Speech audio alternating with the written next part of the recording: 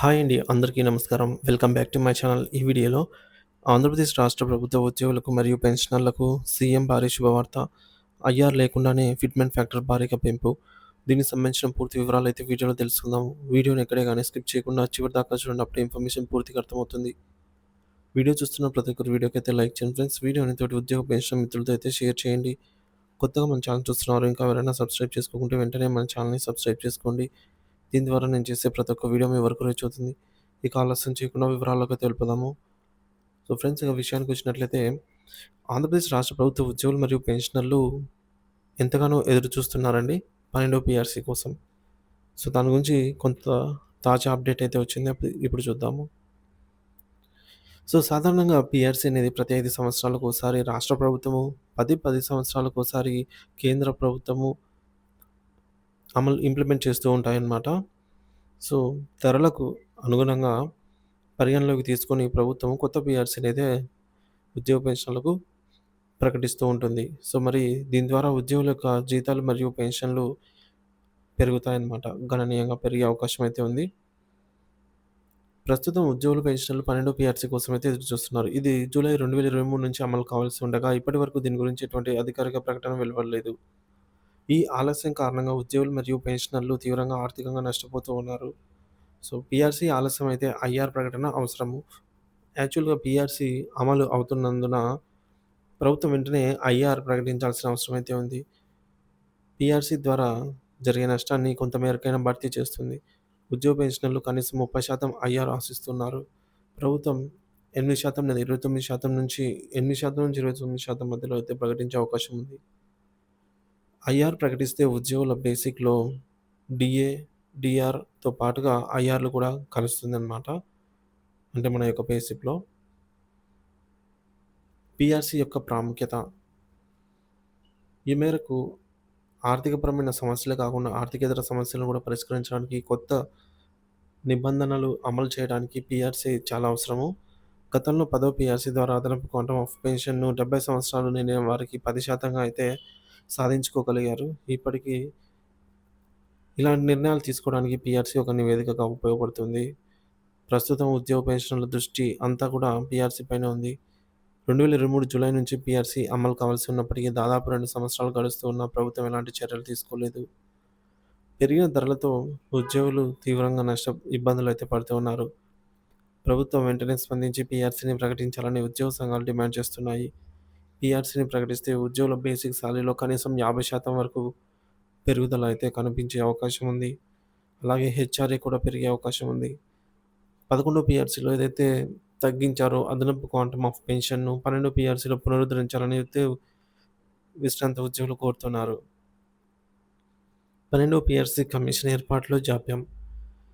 గత ప్రభుత్వం GO MS number 68 ద్వారా 12 పీఆర్సీ కమిషన్‌ను ఏర్పాటు చేసింది. అయితే కమిషన్ చైర్మన్ రిటైర్డ్ ఐఏఎస్ అధికారి మన్మోహన్ సింగ్ రాజీనామా చేయడంతో నివేదిక అందలేదు.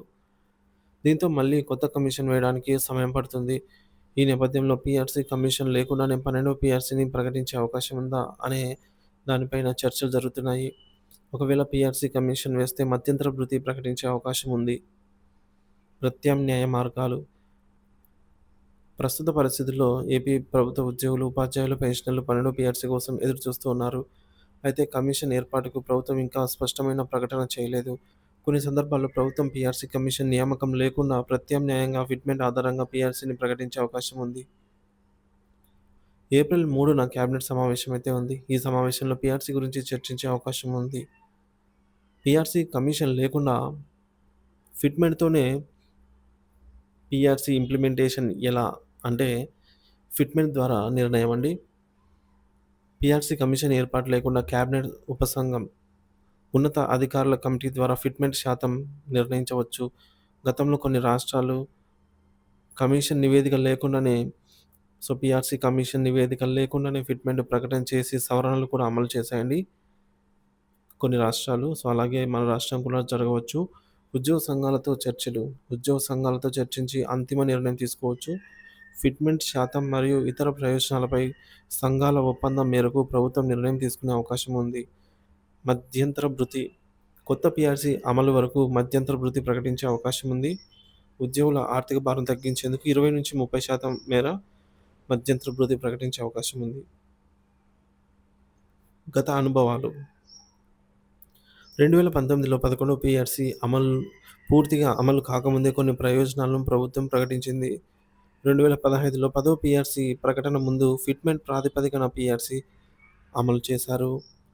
ఏప్రిల్ 3న జరగనున్న కేబినెట్ సమావేశంలో 12వ పీఆర్సీ, ఐఆర్/డీఏ బకాయిలు వంటి అంశాలపై చర్చించే అవకాశం ఉంది.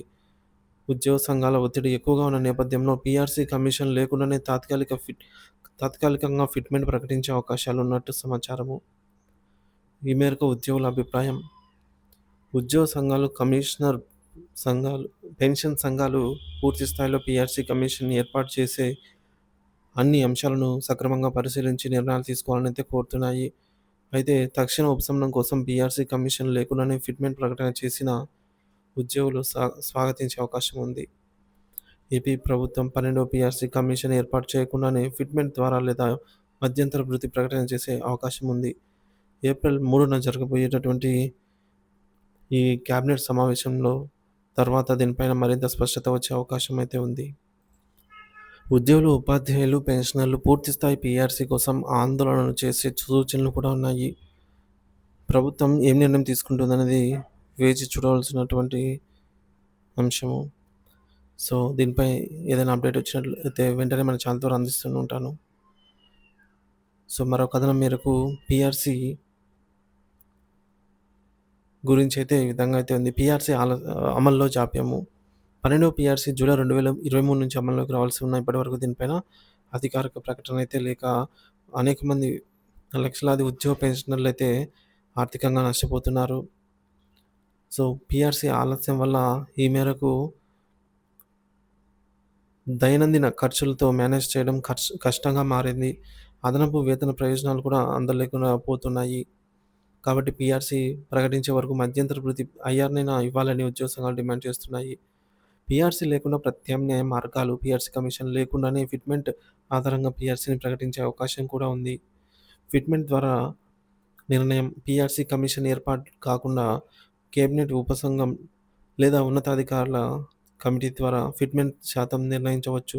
గతంలో కూడా కొన్ని రాష్ట్రాలు కమిషన్ నివేదిక లేకుండా ఫిట్‌మెంట్ ప్రకటన చేసి అమలు చేసిన సందర్భాలు ఉన్నాయి. ఈ మేరకు ఉద్యోగ సంఘాలతో చర్చించి ఫిట్‌మెంట్‌ని